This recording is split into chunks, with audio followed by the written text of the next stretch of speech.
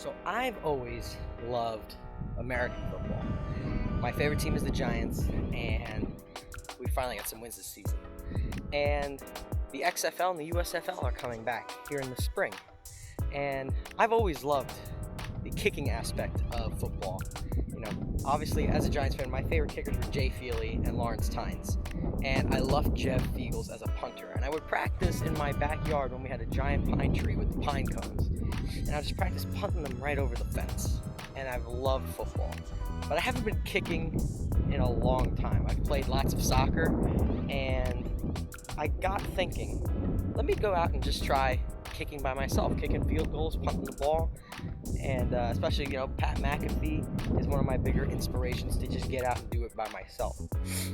And I got thinking, as I'm here, kicking field goals from just 30 yards away. That's like, easy work for an NFL kicker or an XFL kicker, USFL, CFL kicker. I got to thinking, you know what? People like to constantly berate and say that they could do better than than your typical NFL kicker.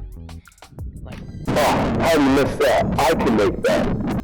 And I wanted to show you my thought process on it's much harder than you think. So I'm going to film me kicking just between 30, 25, and maybe even 35 yards away. And I'm just going to go through my mechanics and tell you, again, I have more of a soccer background. This is my approach to kicking field goals and punting. And I'm going to show you why, not really scientifically, doing it by yourself, you can only imagine how stressful and how difficult it is to do it at the NFL level. Here we go. Also, forgive me, I don't have my phone tripod with me, which would make this a whole lot easier. And it is a little windy, but here we go. This is going to be 25 yards. Not only is it 25 yards, but I'm dead center of the field, so people think, I would guess hypothetically, dead center should be real dead easy to hit. But here's how I go through the motions. If you notice really good kickers like Justin Tucker and Graham Gano, right? Obviously, you don't have a lot of time to take a big run back and really get all the quote-unquote power you want. Same thing applies in soccer. The farther you run away from the ball, the less time you have to actually kick it because a defender's there, and you're using a lot of energy just running to the ball. So my ideal approach is going to be 3 steps back, 1 to the side.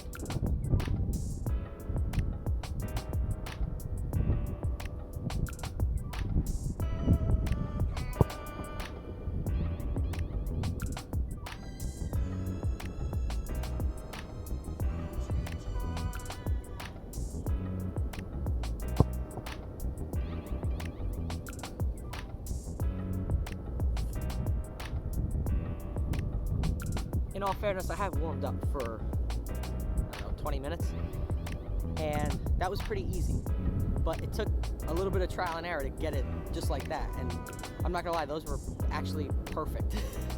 I've never done that on camera before. So I'm gonna back up to 30 yards now, 5 yards back. So like I said, those were pretty easy, but now I backed up to 30 yards away.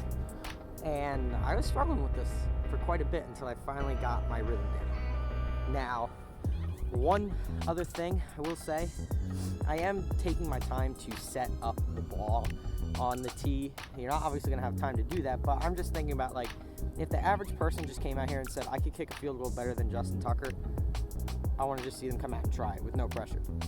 So it just kind of goes to show how difficult it can be. If you also notice, I'm actually checking where my kicking foot placement will be right before I even take my steps back, because ideally I want to hit with this part of the foot, which is right on the edge of my laces, my instep here.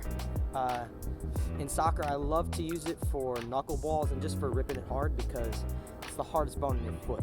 So that's why I'm checking before I kick. So here's 2 from 30 yards away.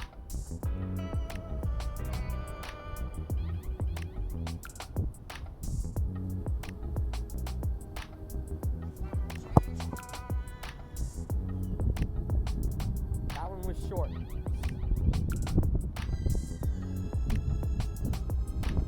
Before I even kick this one, I will say I'm a little off center because of the wind, really.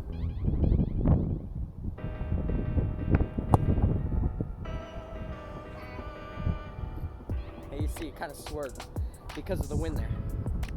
So, first one was short. Second one, I had to whip it towards the left because of the wind was going towards the right.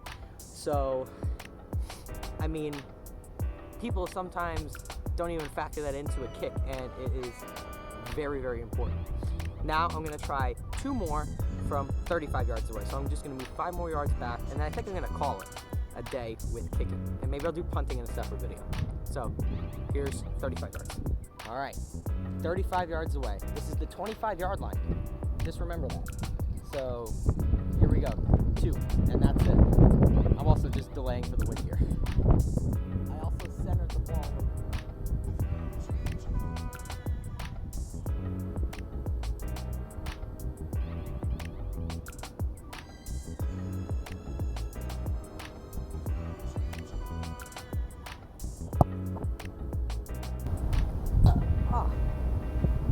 I don't know what are the chances I can hit the crossbar and the soccer goal again, but short.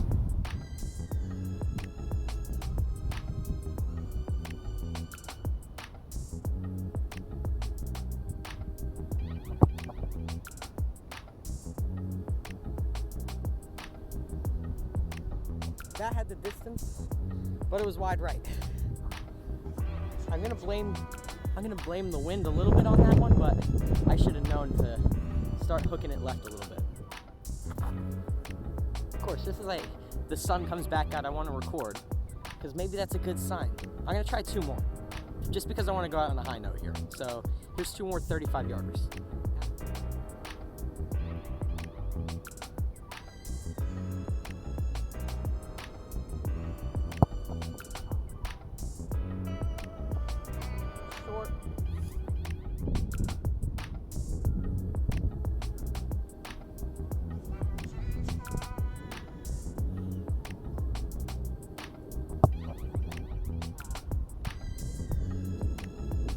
I didn't hit that one very well.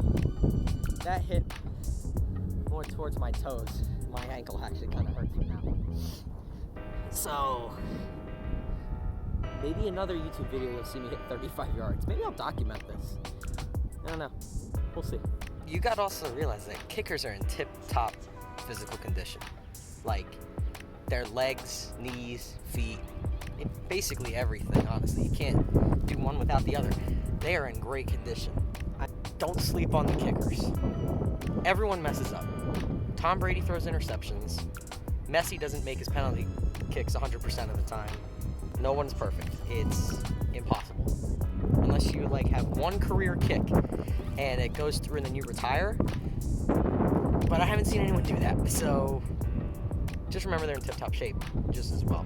I think everyone should try at least once to kick a field goal from 25 yards, because it's not as easy as you think.